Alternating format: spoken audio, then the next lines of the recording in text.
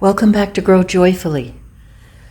Well, I've done a little research and organizing, and I'd like to start the first installment of pantry inventory and food preparation and sustainability. But before I do that, I want to focus on 4 channels today. And those channels are Side Dishes Cook, Gardening with Caitlin,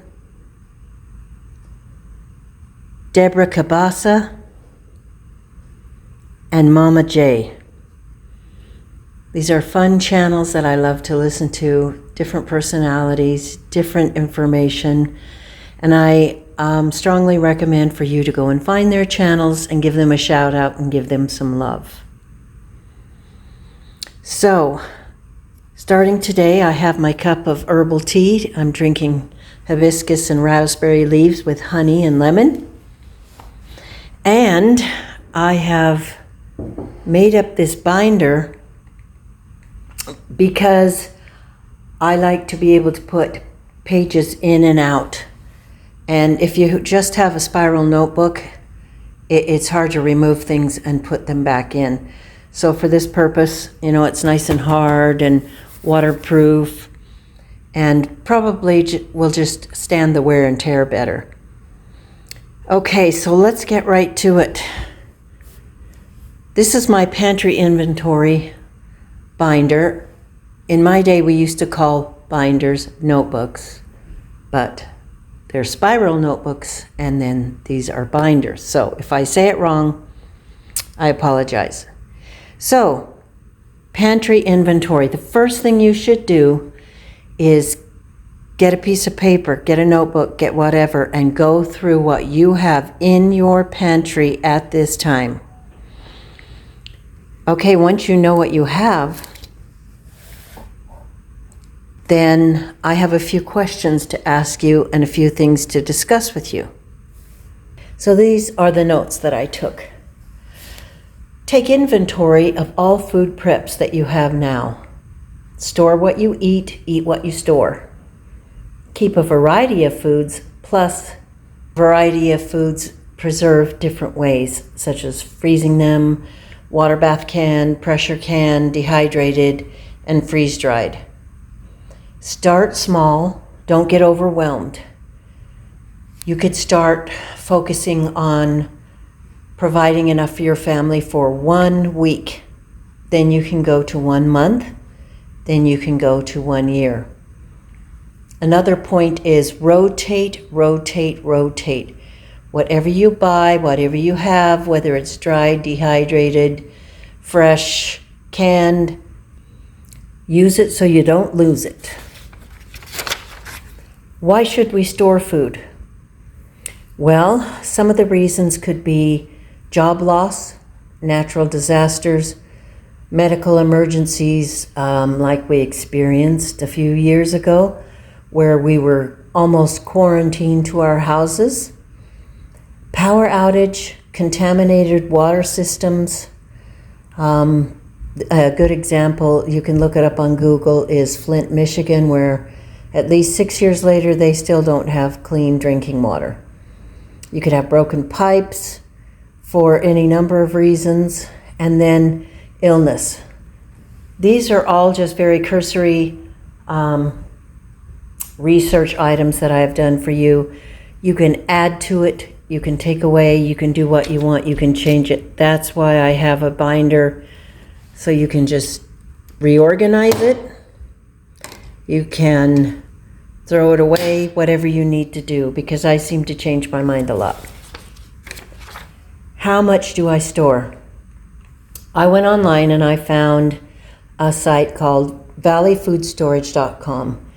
And I have a few printouts from it, and you can go there and get all this information printed out and have it in your binder too. One thing I want to emphasize is whatever you store, variety. There is a real thing called food fatigue, and that's from eating too much of the same thing too often. So you just have to think in your head, what would I like to eat? Just start with a week at first so you don't freak yourself out. and think of all the things that you would store for yourself for a week. Valleyfoodstorage.com had some good suggestions here. For long-term survival, it is recommended to keep the following amounts of foods. Let me just say that different websites have different suggestions and amounts of food, so just keep that in mind as you store things. But I thought this was a good place to start. 8 pounds of salt, a pound of baking soda and baking powder, 40 pounds of sugar, 12 pounds of dry milk, 40 to 45 pounds of beans, 170 pounds of wheat, 20 to 25 pounds of flour, 80 pounds of rice, 40 pounds of pasta. Now this is a little bit confusing and overwhelming, so before you get yourself bogged down with these amounts, just go to the store and buy extra cans of what you actually eat in a week. Here's another great suggestion that I wanted to make before I forgot. Another component to include in your long-term food storage is seeds.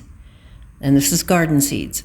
Seeds supplement your food storage by offering the opportunity to grow fresh food. They should be kept in a cool, dark place, and make sure that it's dry in an airtight container. And this is something that I do. I have seeds that are stored in the refrigerator and in my greenhouse, although you're not supposed to store them ideally in your greenhouse because it gets so hot. So keep that in mind. If it's a cool, dark, dry place in an airtight container, they will last for years. Another awesome thing about this website is it breaks down storage needed for different ages, and it will tell you in-depth things, how many calories a day that you need. This is particularly for children, 4 to 8-year-olds, 9 to 13-year-olds, 14 to 18-year-olds. One thing I wanted to say is, even just researching this, even though I have lived this way for probably most of my life, because my parents lived this way and we've lived this way in our marriage, it's extremely important, but it should become a lifestyle and not be a thing to panic you. My recommendation is that you start small. Like I said before, start with focusing on a week. Then once you get that under control, go 2 weeks, 3 weeks, 4 weeks. You see the common sense in this, so don't let that throw you off. So while we're working on 1 week, the first thing we need to start with that is excessively important is water. You do not live without water. How you want to store this is up to you. There are a ton of videos on YouTube on how to do this, what to store it in, how to store it, etc. The site that I went to, it said store at least 1 gallon per person per day. And this may be just for drinking and survival. If you want to wash hands, wash clothes, wash dishes, then that's another story. So we will start with storing 1 gallon of water per person per day, and we're just working on a week. There's many different ways to store water, like I said, rain barrels, catchment systems, and that is a whole video on itself. Grains and flour. This is often where I start first in my head. I like to make sure that I have wheat flour berries, but I also have a manual or hand crank wheat grinder. So you just don't think, okay, let's get 1 million tons of wheat berries, but then what would you do with them? How would you process them? How would you grind them down? So if you're going to make the investment of wheat flour, make sure that you get a wheat grinder first. A good wheat grinder is not cheap. I can't remember how much I paid for mine. I've had it several years, although I haven't even used it yet because I haven't had to.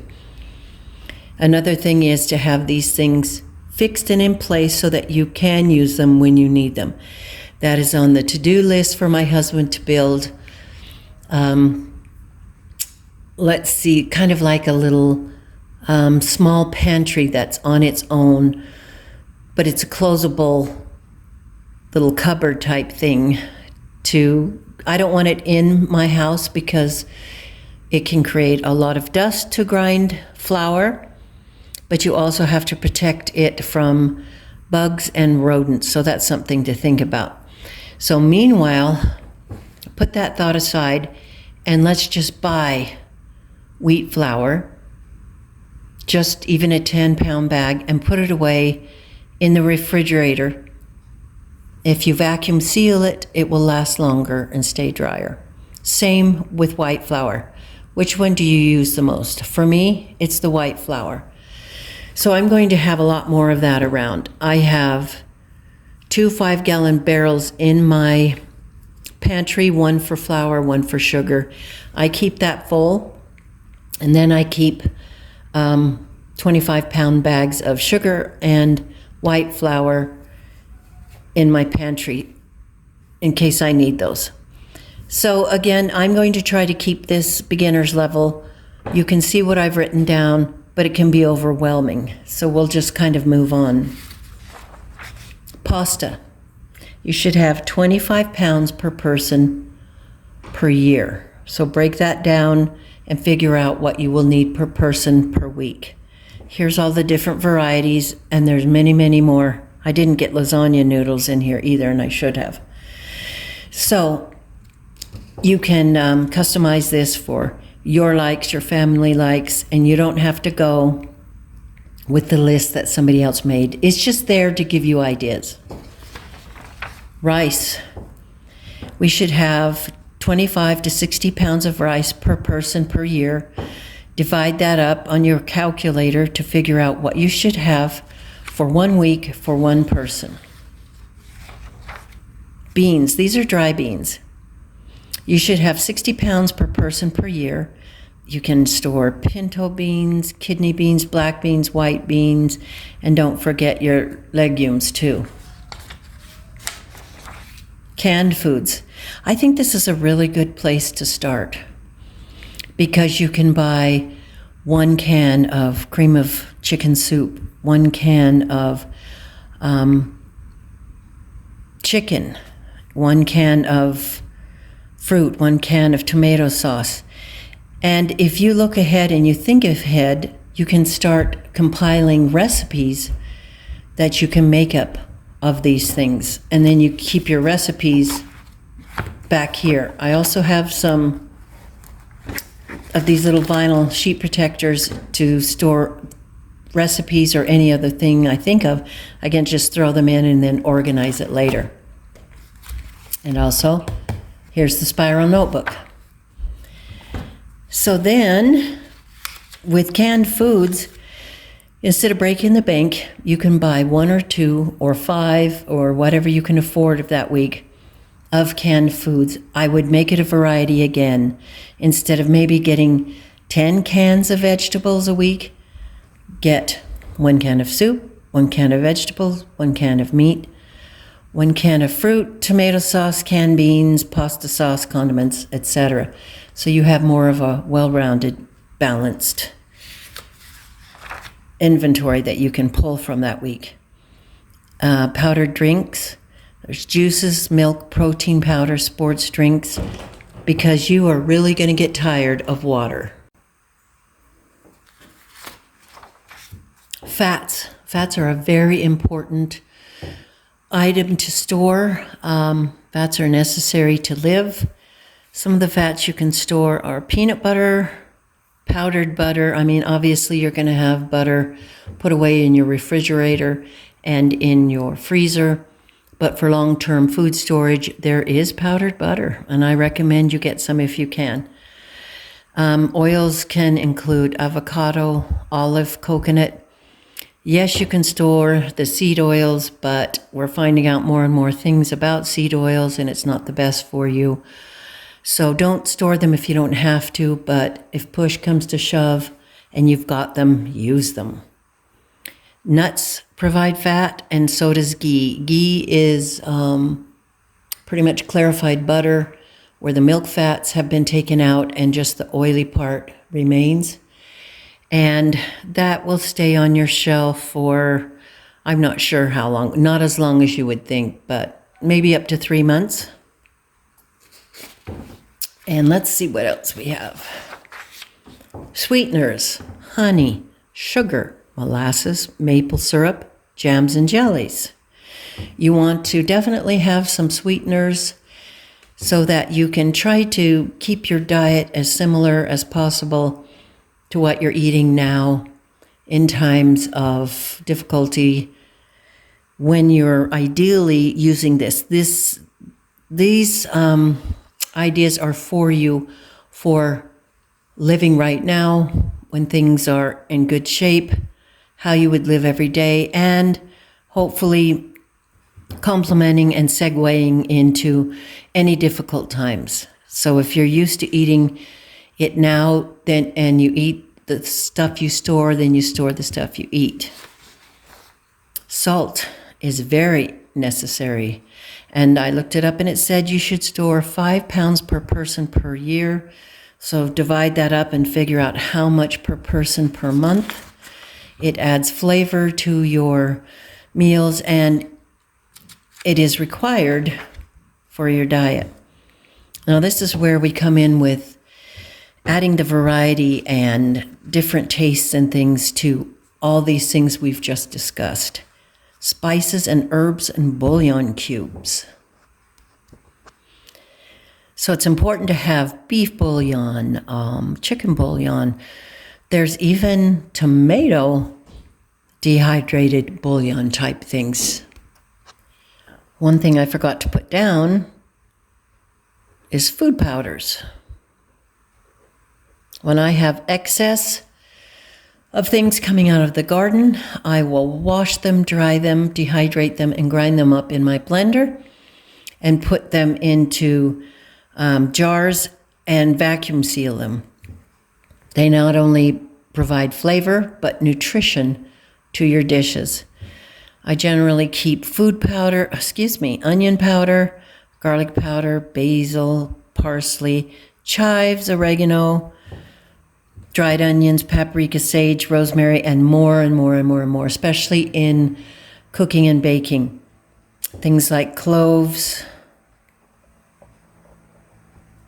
Did I get vanilla down here? Oh, I think that's on another page. And this one I just kind of made a miscellaneous one. Like I said, this is just an overview. There's a million different categories that you could make, but this is a good place to begin. After 2020, how do I put this? There were many, many different things that I tried to write down. I do still keep a notebook by the pantry by my mixer, and I wrote things down of things that I use on a weekly basis, a daily basis, what have you. I would just, I used it, I wrote it down. There's going to be things like, another thing I forgot to put is, oh my goodness, my brain's not working, Parmesan cheese. That's a good thing that you can store, a good thing that will add flavor and variety too. So when you get ideas like this, just jot them down. If you want, while you're keeping all these ideas for things to shop for, also put down the amounts that you have, or you can have that in a totally different section. We need to keep things like chocolate chips, hard candies, raisins, craisins, crackers. Crackers don't keep as long, but there's also a way to learn how to make your own crackers, and you can look that up on many different YouTube channels. We'll need baking powder, baking soda, vanilla, salt we listed before, any of the different spices and flavorings that you want. Make sure you write those down. Now, if you're just planning this for a weekly basis, you're not going to be using all these many things. But then when you go to a monthly basis, boy, there's a lot more you got to consider. And a year's basis, tons of things. So I think it would be good to have a weekly, monthly, yearly section in your notebook, your binder. So that's all I wanted to cover today, to start somewhere, to give you an idea of where to start. You know what you like to eat. You know what your family needs. This hasn't even started to cover any of the other emergency preparations like lanterns, lighting, blankets, candles, matches, those kind of things. Hopefully we'll be able to cover those as well. So I hope you enjoyed this video. I hope you found it useful. Here is a good start of where you should start. You need to keep notes of what you use, what you eat, what you need to get, what you have, and just go from there. And I recommend that you start with 1 week so that you don't psych yourself out, so you don't break the bank, and that it's achievable. And then you'll work up from there, and it'll become more of a habit. So I hope you have a lovely day. Pull yourself together, organize yourself, get your cup of tea, and make it fun. Because this kind of thing can be overwhelming, but you can also make it kind of a hobby and make it fun so that you're not stressed out all the time. This is how I like to live. This is what I like to do, so it's okay for me. Make it okay for you, and I hope you make it joyful. We'll see you next time.